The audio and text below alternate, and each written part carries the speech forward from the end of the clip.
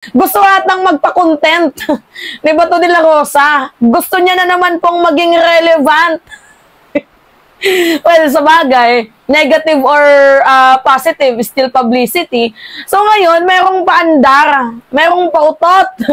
Itong si Senator Bato de la Rosa. So ngayon, pinagtanggol niya po, mga minamahal. Ano po nga ba nga asahan natin? Same feather flocks together. So pinagtanggol po ni Bato de la Rosa itong kanyang isang kaibigan. Itong kanyang kaibigang killer. So ngayon, ano yung eklabush ni Bato? Sabi ni Bato, mga minamahal, basta at least the Vice President is truthful enough and honest enough to say something na nasa loob niya. Para sa akin, mga minamahal, isang kakupalan to. Yung sasabihin niyang truthful and honest enough. Siguro, totoong honest siya kapag mayroon siyang mga kaaway. Nanununtok nga eh. Pero sa pera ng taong bayan, hindi. So, ano yung honest doon? Bato. Huwag ka nang inang shit yan. Niloloko mo ba kami? Sabi niya, mga minamahal, basta at least the Vice President is truthful enough and honest enough to say something na nasa loob niya. Honest siya sa mga kaaway niya, pabibo eh. Pero sa taong bayan, hindi. Hindi niya nga kayang lagyan ng breakdown kung saan niya ginastos yung 125 million confidential funds eh. Hindi niya nga kayang ipaliwanag yung 16 million na safe house, kung sino yung nakatira doon, bakit 16 million, pati yung 15 million sa youth, mga minamahal. Hindi niya nga rin kayang ipaliwanag yun. So, Bato, baka nang inang shit ka, ano yung honest doon? Ano yung truthful enough doon? Siguro sa mga kaaway niya, honest siya sa kanyang nararamdaman kasi bratinela siya eh. Spoiled brat siya eh. Diba? Laging nag-aamok ng gulo eh. Pero yung maging honest sa taong bayan, lol. Walang honest doon. Naku pa. Ginagago mo na naman kami, Bato eh. Ito yung pangalawang baliw. Maybe naging honest siya, mga minamahal, na patunayan niya na isa siyang galing siya sa angkan ng mga kriminal. Kasi di ba sabi niya, gusto niyang pugutan ng ulo si PBBM. Yan yung sabi niya, di ba? Totoo, naging honest siya doon. Sa part na talagang nasa angkan siya ng mga mamamatay na tao, di umano. O yung ama, di ba, human rights violator. Si Kibuloy, sexual trafficking. Ay talaga nga namang honest si Sara Duterte na nabibilong siya sa pamilya na may mga aning-aning. Ay, naku, Diyos mio. Diba? O, hindi pa tayo nasa first sentence pa lang tayo. Sabi niya dito, hindi siya plastic na tao. Anong hindi plastic? Mga minamahal, pakita ko sa inyo, anong hindi plastic dito sa picture na yan? Ayan, anong hindi plastic dyan? After mong sabihin na ikaw yung presidente ng impyerno, bigla-bigla kang pupunta sa baklaran, a-attend sa misa, a-attend sa mass. Ano yun? Tapos, yung damit mo, poorest of the poor? Yung the way na manamit ka, gusto mong ipakita na ikaw ay mahirap din para sa mahirap? Kaya laki-laki nang nakukuha yung confidential funds, quick-quick lang pati barbecue yung kaya mong ipanlibre sa mga bata? Yan ba ang isang kaibigan? Oy, napakabubo. Naku, mga minamahal.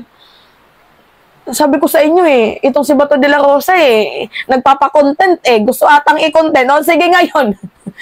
I-content ka namin kasi content creator kami Kaya, nakakaloka. Na-ember na ako dito kay Bato. May aning-aning din tong si Bato no? Kilala natin yan na prangka na tao yan. Hindi plastic yan. Hindi talaga siya naging plastic. The way na sabihin niya na siya yung presidente ng impyerno kasi totoo naman talaga. Ano yung sinabi niya? Gusto niya pahukayin yung patay? Alam nyo, imbes na turuan ninyo, tinutolerate nyo pa. Kaya lumalaki yung ulo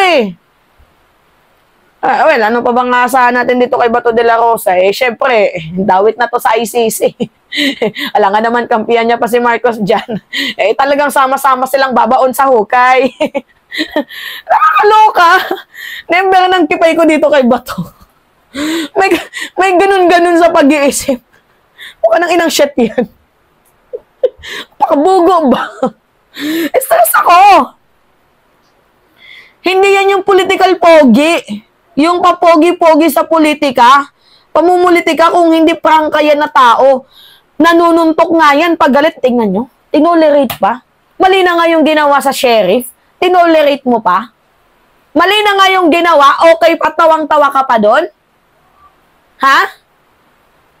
Diyos mio naman.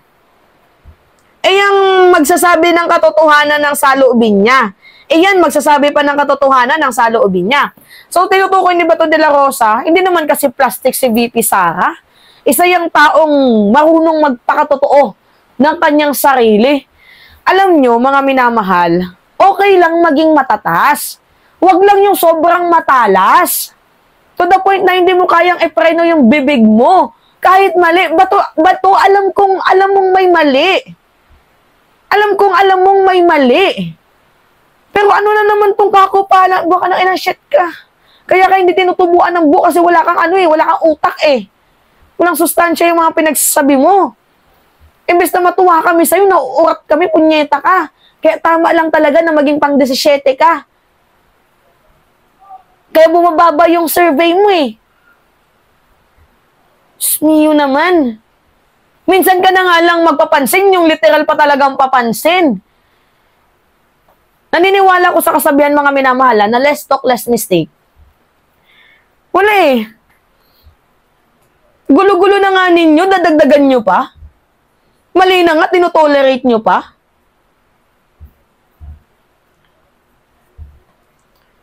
Nakakaurat to.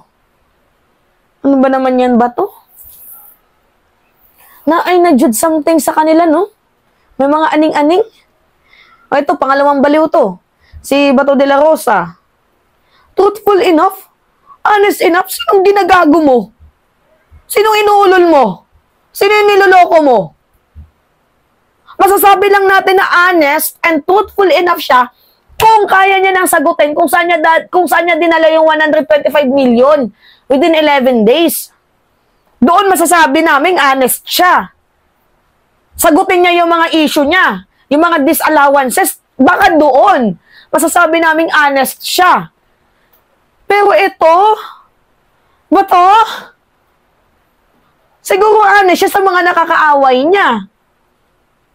Honest siya sa mga kinagagalitan niya kasi tinitira siya eh. Nabubuking yung kasamaan niya eh. Siguro doon honest siya. Pero yung sa taong bayan, lol, ba't wag nga kami? Magtigil ka. Sinapian ka na naman ng masamang espiritu or baka gutom lang yan. Kumain ka nga sa tamang oras para kung kung ano-ano yung pumapasok sa pag-iisip mo, gayahin mo si Bongo. Minsan nga lang magsalita. Tingnan mo ngayon, pang ilan siya sa survey, pang siyam. Umiiwas pusoy, gano'n na lang yung gawin mo. Para umangat naman yan kahit paano yung pangalan mo.